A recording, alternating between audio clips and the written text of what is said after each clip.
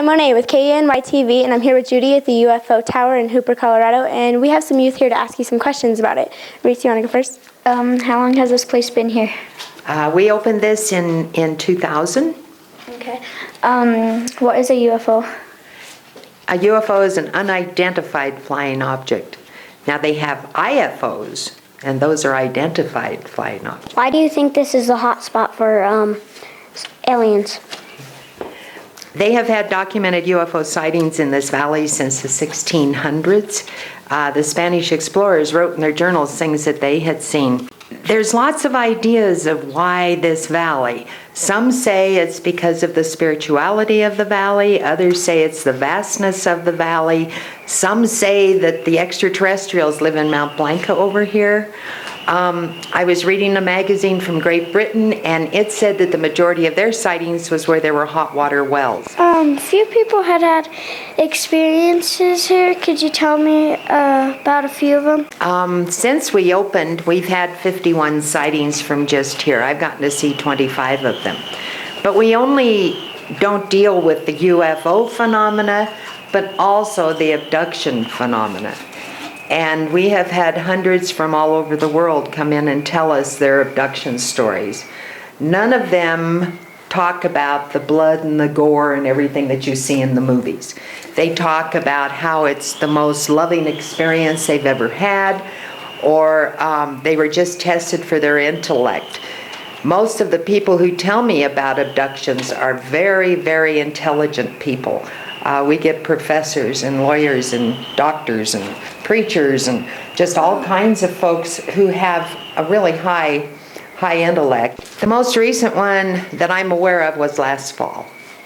And amazingly enough, most of the sightings last year were during the day, and they were silver balls. And people were seeing these silver balls all over the valley. The one that I got to see was, it appeared behind one of the commercial jetliners, and it just started bouncing in the jet stream behind the airplane. It was really bizarre. To work here, do you have to know of all the reports and documents and believe in it? No. No, you don't. Once you've worked here for a couple of weeks, you get pretty knowledgeable, because the people who come here to visit, they teach you. We don't have to teach anybody else. We just give the information and let folks take it from there.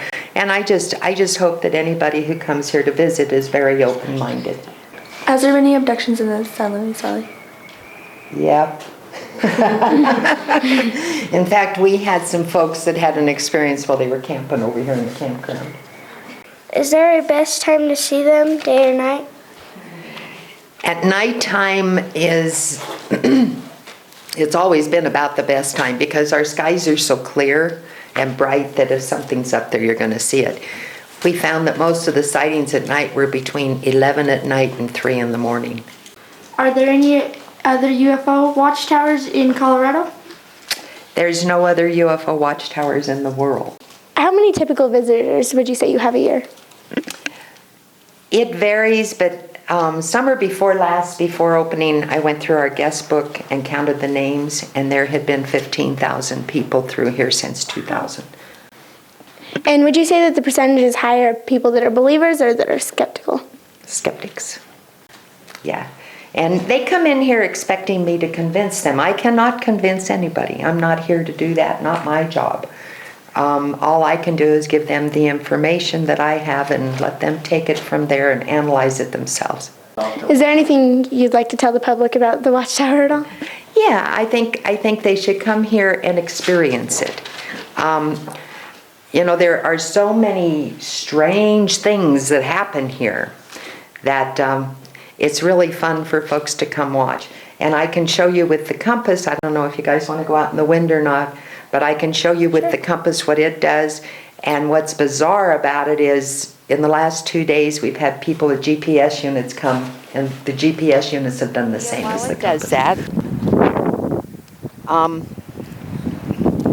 But as we move this way, now watch the needle.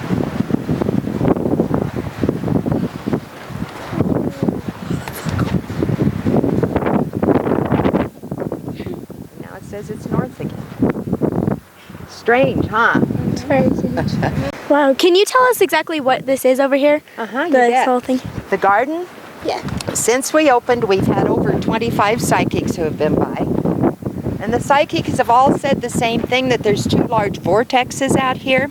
And they described a vortex as a portal to a parallel universe, or an opening. They spin and they're full of energy. But when you walk through the garden, you can feel the energy from the vortexes out there. So I've told folks to leave something in the garden and get their energy here as well. So there's trinkets out here from all over the world that people have left. We have one woman who swears that it healed her cancer. And I said, if that happened, if that's for real, hallelujah, you know. But I really do encourage you guys, walk throughs, pay attention to your body, see if you feel anything different. If you do, that's the energy from the vortexes.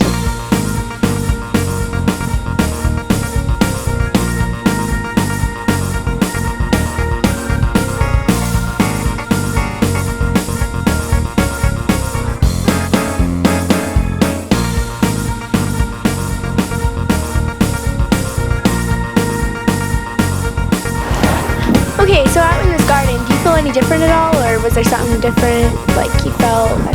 Yeah, it is kind of different just walking around. You feel dizzy and like you could kind of just feel forces and stuff against it. It made me feel a little different, like dizzy and stuff like that. Would you say you're more of a believer or a skeptic? I'm in between. I mean, I've been here a few times. One time was a little bit weird. This time I felt something, you know. You have to really believe, though. You can't come here, you know. You have to have a wide open mindset. You have to be open-minded. Open-minded, yeah.